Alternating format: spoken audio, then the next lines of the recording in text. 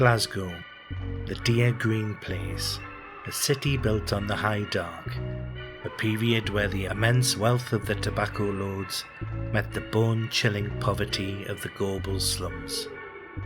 Here, the Victorian obsession with death isn't just a memory, it's carved into the very hillside of the Necropolis. Glasgow is a city of layers, from the soot-stained arches of the Gallagher to the narrow circling tunnels of the subway. Tonight, we aren't just walking the streets, we're peeling back the granite. Welcome to the Glasgow you weren't meant to see.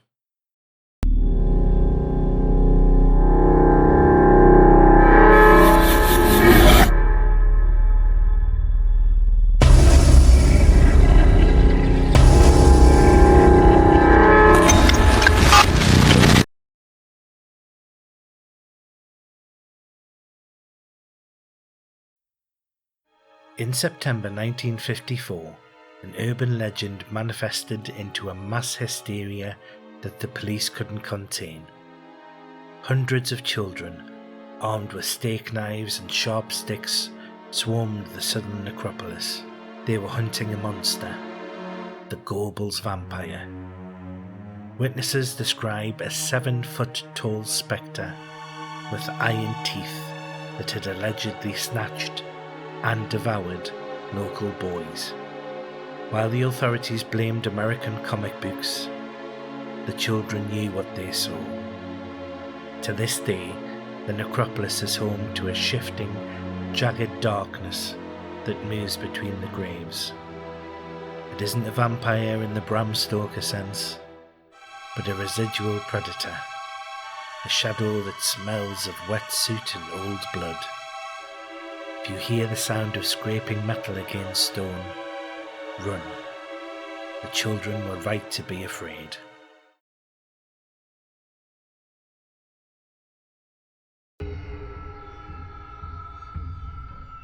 The Glasgow subway, the Clockwork Orange. It's the third oldest underground in the world. A claustrophobic loop of narrow tunnels.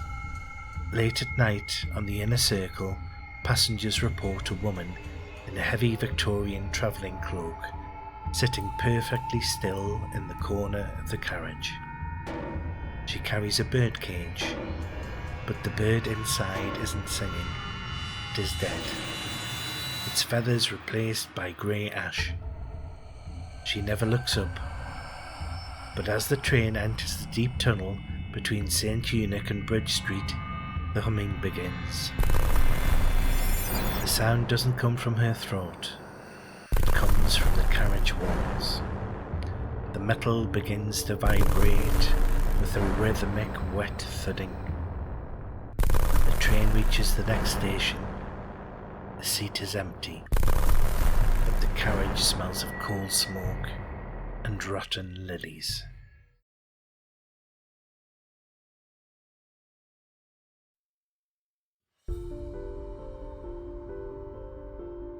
Just outside the city sits Overtoun House, a thin place where the veil between worlds is frayed to a thread. This is the site of the infamous dog suicide bridge. Since the 1950s, hundreds of dogs have leapt to their death from the Grant parapet. Always from the same spot, always on clear days. The White Lady of Overtoun is to blame, a grieving widow from the 1900s. She doesn't manifest as a figure, but as a psychic pull.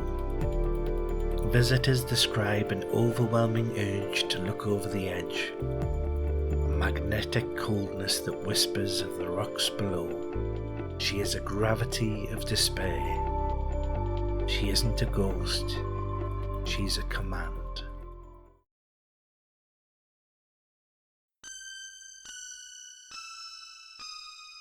The Gallowgate, the road to the gallows. This was the final walk for the condemned. But the Iron Man wasn't a victim of the hangman. He was a victim of the city's old iron madhouses. Witnesses near the old Saracen Head describe a figure in a heavy, clanking chains fused directly into its flesh. He doesn't walk, he glides, accompanied by the sound of metal grinding on bone. He manifests as a drop in temperature so severe that frost forms on the inside of pub windows in seconds. He isn't looking for peace, he's looking for the blacksmith who shackled his soul to the Glasgow soil.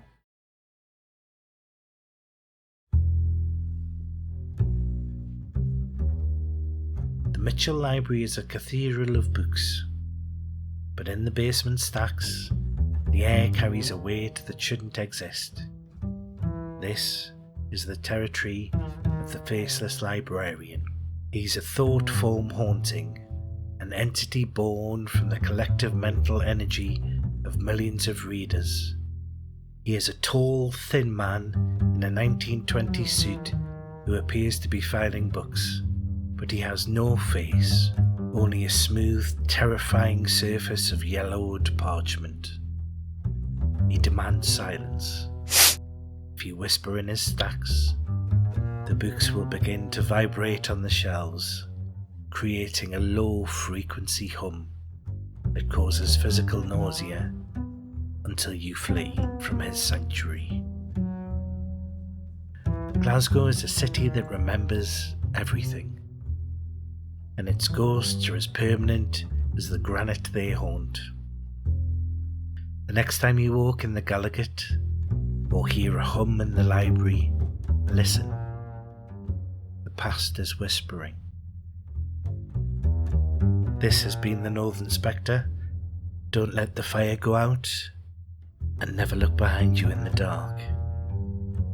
Subscribe if you're brave enough to stay on the watch, and we'll keep the lights on for now.